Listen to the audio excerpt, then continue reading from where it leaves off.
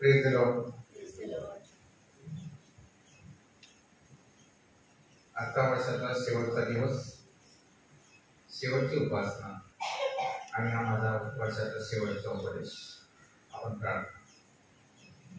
पवित्र सेनाधीश परमेश्वरा, तुझ्या नामाला मान, महिमा आणि गौरव आता आणि सर्वदाचे वापर आभार मानतो. या आम्हाला 2023 सालची सकाळ, शेवटची सकाळ दाखवली आहे. सूर्य दाखवली आहे. होय बापा, तुझी कृपा आहे. होय बापा, तुझा आशीर्वाद आहे.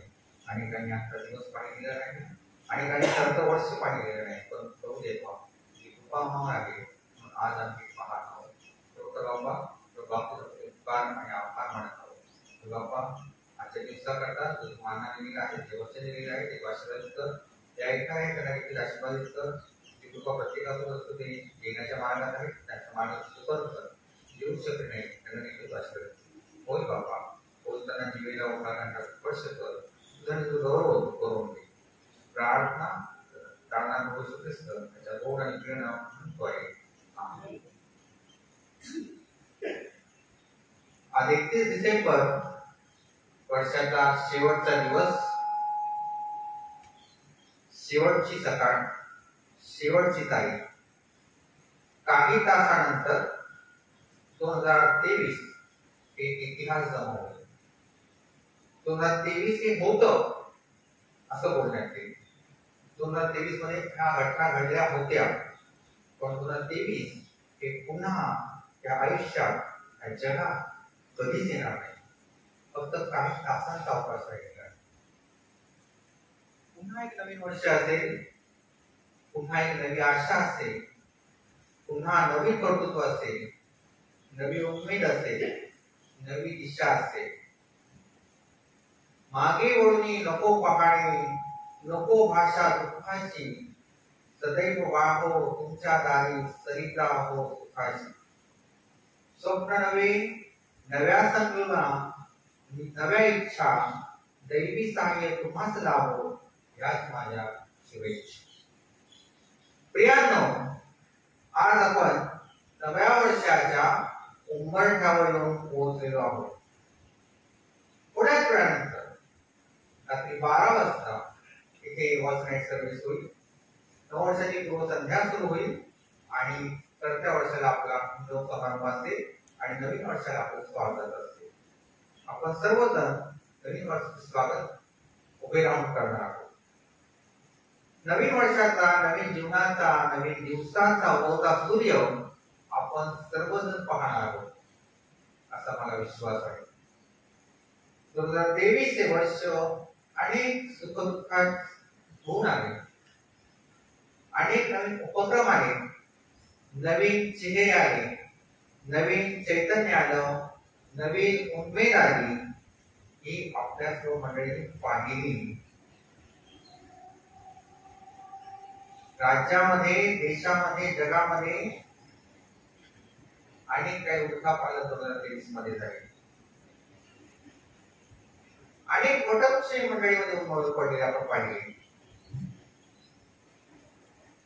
अनेक तरुण जे हसत होते ते दुसऱ्या दिवशी मातीच्या गेलेले आपण पाहिले. 2023 वर्षामध्ये आपण बरंच काही पाहिलेलं आहे. युद्धाची तीव्रता आणि त्याचे परिणाम आपण 2023 पासून जाणवत आहोत. सामान्य माणसाचं जीवन एक अनेक चढ-उतारांनी घडलेलं असं होतं.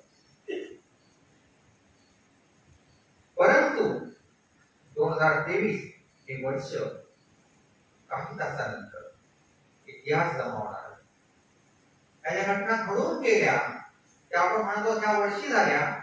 काही तासांना आपण बोलणार आहोत त्या वर्षी झाल्या होत्या.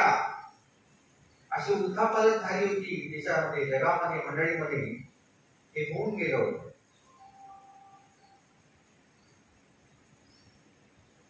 आपण देवाला धन्यवाद देऊ, कारण गेल्या वर्षामध्ये आपल्या जीवनामध्ये अनेक चांगले वाईट, सकारात्मक, नकारात्मक असे दोन्ही अनुभव आलेले आहेत. सुखही आहे आणि दुःखही आहे. आपल्या जीवनामध्ये दोन्ही आळीपाळीने 2023 मध्ये आलेले आहेत. या सर्व परिस्थितीमध्ये परमेश्वर आपल्या बरोबर होता, त्याने आपल्याला ह्या सर्व बाबतीत सुरक्षित ठेवलं आणि नवीन वर्ष पाहण्याचं भाग्य परमेश्वराने आपल्याला देऊ केलेलं आहे. म्हणूनच ते आभार मानण्यासाठी या नवीन वर्षात परमेश्वराची कृपा आणि आशीर्वाद मागण्यासाठी आपण सर्वजण प्रभूच्या मंदिरी येत असतो आणि येणार आहोत. आज या क्षणाला नवीन वर्षात पदार्पण करत असताना आपल्या काय इच्छा आहेत, काय आकांक्षा आहेत, काय प्रार्थना आहे, काय संकल्प आहे, आपल्याला जीवनाबद्दल काय घ्यायचं आहे याची आपण खात्री करून घेणार आहोत. आणि आपण सर्वजण या ठिकाणी कळकळीची प्रार्थना करणार आहोत, विनंती करणार आहोत परमेश्वराकडे की परमेश्वरा, या जगातून क्लेश, संकट, दुःख, यातना ह्या दूर घालवून प्रार्थना आपण करणार. आणि या व्यतिरिक्त आपण आपली वैयक्तिक प्रार्थना, आपल्या जीवनाची प्रार्थना करणार आहोत. आपल्या जीवनामध्ये उद्दिष्ट व ध्येय आहेत का, आणि ते ध्येय संकल्प आहेत का हे जाणून घेणार आहोत, जे आपल्याला येणाऱ्या 2024 सालच्या वर्षामध्ये साध्य करायचे आहे. फक्त बोलायचे नाही, साध्य करायचे आहे. या नवीन वर्षामध्ये पदार्पण करत असताना आपल्याला सर्वांना परमेश्वराच्या कृपेची, परमेश्वराच्या सहाय्याची, परमेश्वराच्या आशीर्वादाची गरज आहे. परमेश्वर गेल्या वर्षी आपल्या बरोबर होता, त्याने आपल्या जीवनाची नौका सुखरूपपणे, व्यवस्थितपणे आजपर्यंत चालवली. आणि नवीन वर्षात सुद्धा भविष्यामध्ये येणाऱ्या 2024 मध्ये सुद्धा परमेश्वर आपल्या बरोबर राहून आपल्या जीवन प्रवासामध्ये आपला अदृश्य स्नेही राहील. हालेलुया. परमेश्वर 2024 मध्ये आपल्या जीवन प्रवासामध्ये हा आपला अदृश्य स्नेही निश्चितच राहील असा मला विश्वास आहे. या विश्वासात आपण पुढे जात आहोत. या विश्वासावरच आपलं नवीन वर्ष आहे. आणि नवीन वर्ष हे परमेश्वराचं दान आहे आपण समजूया. आपण ते दान स्वीकारलं पाहिजे आणि आपल्या जीवनाचा प्रवास पुढे चालू ठेवला पाहिजे. एक गोष्ट मला आठवते, एका संध्याकाळी एक आजोबा आपल्या खोलीमध्ये गेले आणि त्यांनी पाहिलं की त्यांचा नातू डोळे घट्ट मिटून हात जोडून गुडघ्यावर भक्तिभावाने, गांभीर्याने मराठीची मुळाक्षर बोलत होता. काय करत होता? अ पासून ञ पर्यंत गुडघ्यावर भक्तीने हात जोडून मराठीची मुळाक्षर संध्याकाळच्या वेळेला आजोबांच्या खोलीमध्ये त्यांचा नातू बोलत होता. त्यांना खूप आश्चर्य वाटलं की माझा नातू फक्त मुळाक्षरच का बोलतो. आणि त्यांनी बघितलं, आजोबांनी त्याला विचारलं, चकित विचारलं, बाळा तुम्ही काय करतो? तेव्हा त्या नातवाने उत्तर दिले, आजोबा मी माझी संध्याकाळची प्रार्थना म्हणतो. काय करतो? अ पासून ञ पर्यंत. आता इंग्रजी माध्यम आहे, ए टू झेड असल्यामुळे मराठी माध्यमामध्ये अ ते ञ असे मुळाक्षर असतात, इंग्रजी मध्ये ए टू झेड असतात. ती मुळाक्षर तो बोलत होता फक्त. आणि आजोबांना विचारलं, तुम्ही काय करतोस? तेव्हा नातवाने उत्तर दिले, आजोबा मी माझी संध्याकाळची प्रार्थना करतो, परंतु आज मला प्रार्थनेसाठी योग्य असे शब्द मिळत नाहीये आणि म्हणूनच मी फक्त मुळाक्षर म्हणतो. प्रत्येक शब्द, प्रत्येक वाक्य मुळाक्षराने बनलेलं असतं. कुठे वर्ड घ्या, सेंटेन्स घ्या, हे स्पेलिंग असतं, ए टू झेड बघतात. आणि तो मुलगा तेच बोलला की मी आज फक्त मुळाक्षर बोलतोय कारण की मला प्रार्थना शब्द सुचत नाही, मला शब्द सुचत नाही.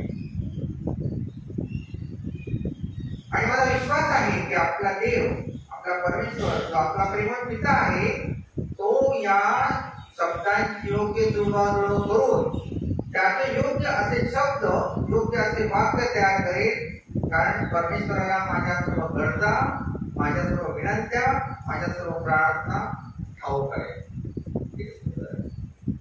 की परमेश्वर, मी जे मुळाक्षर बोलत आहे त्याची जुळवाजुळव योग्य प्रकारे करेल. कारण की त्या परमेश्वराला ठाऊक आहे माझ्या सर्व योजना, माझ्या सर्व कल्पना, माझ्या सर्व विनंत्या, माझ्या सर्व प्रार्थना, माझ्या सर्व गरजा हे परमेश्वर जाणतो. त्याला तुमची आणि माझ्या प्रार्थनेची, लांबलचक प्रार्थनेची गरज नाही. आपण आईच्या गर्भात तयार असताना परमेश्वर आपली निर्मिती केलेली आहे, म्हणून त्याच्यापुढे फापट पसारा मांडण्याची पण गरज नाही. त्याला सर्व काही ठाऊक आहे. भूत, भव्य आणि वर्तमान परमेश्वरासमोर आहे. म्हणूनच ते लहान मुल म्हणत आहे की परमेश्वर माझ्या कल्पना, माझ्या संकल्पना, माझे विचार, माझ्या विनंत्या, माझ्या गरजा, माझ्या प्रार्थना ह्या परमेश्वराला ठाऊक आहे. वेगळं काही सांगण्याची गरज नाही. त्या परमेश्वराला फक्त माझ्या मुळाची जुळवाजुळव करायची, काही परमेश्वराला करायचं नाही. ऑलरेडी नो एव्हरीथिंग, प्रत्येक गोष्ट परमेश्वराला ठाऊक आहे. बंधू भगिनींनो, गेल्या वर्षात झालेले क्लेश, झालेले दुःख, तीव्र ईर्ष्या, तीव्र इच्छा, अपेक्षाबंध, ही सगळी परिस्थिती आपल्या सर्वांना कदाचित आली असेल. परंतु येणाऱ्या वर्षात आपल्या काय इच्छा आहे, काय आकांक्षा आहे, काय प्रार्थना आहे हे आपल्याला माहित नसेल. म्हणून त्या लहान मुलाप्रमाणे आपण सुद्धा परमेश्वराला सांगूया की परमेश्वरा, तू माझ्या जीवनरूपी ग्रंथातील अल्फा आणि ओमेगा आहेस. काय हे परमेश्वरा, तू माझ्या जीवनरूपी ग्रंथाचा अल्फा आणि ओमेगा आहेस. तूच माझ्या जीवनाचा अ आणि ज्ञ आहेस. आणि शेवटचं मुळाक्षर देखील बाप्पा तूच आहेस. तूच माझ्या भविष्याच्या मुळाक्षराची जुळवाजुळव कर. तू माझ्या आशांची, माझ्या आकांक्षांची, माझ्या स्वप्नांची, माझ्या चिंतांची, माझ्या संकल्पनांची हे बाबा तू जुळवाजुळव कर. माझ्या एकटेपणाची, माझ्या भीतीची, माझ्या चिंतेची, माझ्या आजारपणाची, माझ्या दुर्बलतेची, माझ्या म्हातारपणाची, माझ्या शेवटच्या मुळाक्षरांची परमेश्वरा तू जुळवाजुळव कर. अशी प्रार्थना आपल्याला 2024 वर्षामध्ये परमेश्वराला करायची आहे. बंधूंनो, उद्या काय वेळ सांगता येत नाही, उद्या क्षणात काय वेळ सांगता येत नाही. शरद वाढचे आजोबा आहे, उद्या कदाचित विठ्ठलवाडीमध्ये असेल, सांगता येत नाही. परंतु आपल्याला तयारी असली पाहिजे. परमेश्वरा, तू माझ्या शेवटच्या क्षणापर्यंत माझी जुळवाजुळव कर. ही माझी आशा आहे, माझा विश्वास आहे, माझा भरोसा आहे. परमेश्वर केल्याशिवाय राहणार नाही. आज आपण या वर्षात पदार्पण करत चाललेलो आहोत. आपण आज ठीकठाक आहोत, सर्व काही ओके आहे. ओके आहोत, बोलतो आहोत, ऐकतो आहोत, बघतो आहोत, विचार करतो आहोत. दुसऱ्याबद्दल आपल्या मनात विचार चांगले वाईट येत आहेत. आपल्याला भविष्याचं प्लॅनिंग काय आहे, आपल्याला काय म्हणतात त्याचे पॉलिसीचे हप्ते द्यायचे आहेत, ते आपल्या मनात व्यवस्थित आहे. हे आत्ता चालू आहे, सध्या 2023च्या सकाळी चालू आहे, रात्री पण चालू असते. म्हणूनच हे परमेश्वरा, तुझा आशीर्वाद, तुझी कृपा मागण्यासाठी, तुला साकडं घालण्यासाठी मी या पवित्र मंदिरामध्ये येत आहोत. ही भावना प्रत्येकाच्या मनात असायला हवी. कशासाठी? तुझा आशीर्वाद असण्यासाठी, तुझी कृपा मागण्यासाठी आणि तुला साकडं घालण्यासाठी मी परमेश्वराच्या मंदिरात येत आहे. स्वतःला मिरवण्यासाठी नाही, स्वतःची खुशाली मारायला नाही, स्वतःचा डांबडो दाखवण्यासाठी नाही, स्वतःचे नवीन कपडे दाखवायला नाही, स्वतःची कीर्ती दाखवायची नाही आपल्याला. परंतु परमेश्वराचा आशीर्वाद, परमेश्वराची कृपा आणि परमेश्वराला साकडं घालण्याची गरज आहे, त्याकरता आपण मंदिरात येत असतो, हे प्रत्येकाने समजून घेतलं पाहिजे. कारण की आपलं आयुष्य एक क्षणभंगूर आहे, आज असेल आणि उद्या नसेल. परंतु मला आज प्रार्थना करण्यासाठी योग्य असे शब्द सुचत नाही, मिळत नाही, म्हणून मी भोबळेपणाने मुळाक्षर बोलत आहे. हे परमेश्वरा त्या मुळाक्षरांची सुरुवात कर आणि त्यातून योग्य शब्द, योग्य वाक्य बनवून हे परमेश्वरा माझ्या सर्व इच्छा, माझ्या सर्व प्रार्थना, माझ्या सर्व योजना, माझ्या सर्व संकल्पना, माझे सर्व संकल्प याची जाणीव आहे त्याप्रमाणे कर. या नवीन वर्षामध्ये पदार्पण करत असताना आपण खचून न जाता, धैर्य न सोडता, हिमतीने धैर्याने आपल्याला पुढे जायचं आहे.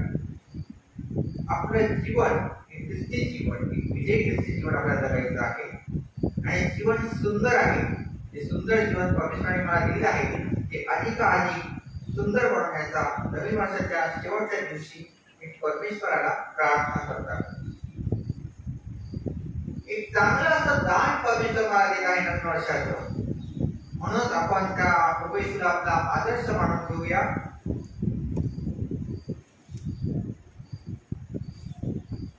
आणि आपण आव्हान करत आहे की त्या दान आपण स्वीकारून त्या दानाचा पुरेपूर आपण उपयोग केला पाहिजे, उपभोग नव्हे उपयोग केला पाहिजे. जेणेकरून ज्या वेळेला 2024 साल संपेल त्यावेळेला आपण ते दान परमेश्वराला करतो की बाबा मला 2024 हे वर्ष दान दिलं होतं, त्याचा मी उपयोग ह्याप्रमाणे केलेला आहे, हे दान तू आशीर्वादित कर. अशी प्रार्थना आपल्या मुखी 2024च्या 31 डिसेंबरला रात्रीच्या उपवासात असायला हवी. कारण त्या दानाचा उपयोग काय केला वर्षभरामध्ये हे आपल्या प्रत्येकाच्या जीवाला, मनाला, बुद्धीला माहिती आहे आणि त्याप्रमाणे त्या दानाची तो काय करणार आहे, परमेश्वराला भेट देणार आहे की 2024 हे दान परमेश्वराने मला ज्या गोष्टीसाठी दिलं होतं, मी हे केलं आणि याचा वापर बापा तुझ्या कार्यासाठी, तुझ्या वचनासाठी, तुझ्या गौरवासाठी, ह्या गोष्टीसाठी कशा प्रकारे केला हे आपल्या 2024 सालच्या 31 डिसेंबरच्या रात्री परमेश्वरापुढे सांगायचं आहे, कबूल करायचं आहे. लक्षात ठेवा, आज मी 31 डिसेंबर 2023 मध्ये शब्द तुम्हाला सांगत आहे, 31 डिसेंबर 2024 मध्ये तुम्हाला एक आठवण करायचं आहे. आपण हे जीवन विश्वासाने जगायचं आहे. एक आपण सुंदर दान परमेश्वराला देणार आहोत. त्यासाठी आपल्याला काय करायचं आहे, आपल्याला आपल्या प्रभू येशू ख्रिस्ताचा आदर्श घेऊन त्याचं आव्हान घेऊन जगायचं आहे. प्रभू येशू ख्रिस्त ज्यावेळेला या आठवड्यामध्ये बाप्तिस्मा घेत होता त्यावेळेला स्वर्गातून शिवानी झाली, हा माझा परमप्रिय पुत्र आहे, याविषयी मी संतुष्ट आहे. आणि प्रभू येशू ख्रिस्ताने ते स्वीकारलं. ज्याप्रमाणे प्रभू येशू ख्रिस्ताने येणाऱ्या स्वर्गातलं दान स्वीकारलं त्याप्रमाणे आपल्याला 2024 हे वर्ष देखील स्वीकारायचं आहे. त्याचं दान आहे ते आपण स्वीकारलंच पाहिजे, कारण आपण आशीर्वादित होणार आहोत येणाऱ्या वर्षामध्ये. त्याकरता आपण हे 2024 हे वर्ष प्रेमाने, आनंदाने, प्रार्थनेने, नम्रपणे स्वीकारणार आहोत आणि विशेष करून धैर्याने सामोरे जाणार आहोत. ज्याप्रमाणे परमेश्वराने येशू ख्रिस्ताने विश्वासाने, धैर्याने परमेश्वराची योजना कालवडीच्या पुस्तकावर पूर्ण केली आणि आमचं तारण, सर्व जगाचं तारण आपल्याला सार्वकालिक जीवन प्राप्त करून दिलं. आणि त्यानंतर परमेश्वराने सांगितलं की बाबा मी आपला आत्मा तुझ्या हाती सोपवून देत आहे. त्याचं काम पूर्ण झालं, त्याचं मिशन फुलफिल झालं. त्याप्रमाणे आपल्याला 2024 येणाऱ्या वर्षामध्ये आपल्याला जे काम आहे, जे टास्क आहे, जे मिशन आहे ते पूर्ण करून परमेश्वराला 2024च्या रात्री 31 तारखेला सांगायचं आहे की बाबा 2024 वर्षामध्ये तुम्हाला जे जीवन दिलं होतं, जे टास्क दिलं होतं, तो विश्वास दिला होता, जे धैर्य दिलं होतं, जी हिंमत दिली होती, तो आशीर्वाद दिला होता, जी कृपा दिली होती, ते संकल्प दिले होते, ते संकल्पना माझ्यासोबत होत्या, त्या मी तुझ्या आशीर्वादाने 2024 पर्यंत अशा प्रकारे पूर्ण केलेल्या आहे असं आपल्याला येणाऱ्या वर्षात परमेश्वराला साकडा घालून सांगायचं आहे, पूर्ण करायचं आहे. ज्याप्रमाणे प्रभू येशू ख्रिस्ताने कालवरीवर परमेश्वराचं पूर्ण टास्क पूर्ण केलेला आहे, त्याने आपलं पूर्ण जीवनाचं उद्दिष्ट पूर्ण केलं, ते त्यानंतर त्याने आपला आत्मा परमेश्वराकडे सोपवून दिलेला आहे. त्याचप्रमाणे आपल्याला वर्ष पूर्ण करून आपण जे केलेलं आहे सर्व आपल्याला सांगायचं आहे. परमेश्वराला आपल्या जीवनाचा ताबा द्यायचा आहे, इन शॉर्ट. म्हणूनच परमेश्वराने प्रभू येशू ख्रिस्ताकडे स्वर्ग आणि पृथ्वी आणि नवमंडळाचे सर्व अधिकार दिलेले आहेत. प्रभू येशूने सर्व मानव जातीकरता आपला प्राण दिलेला आहे.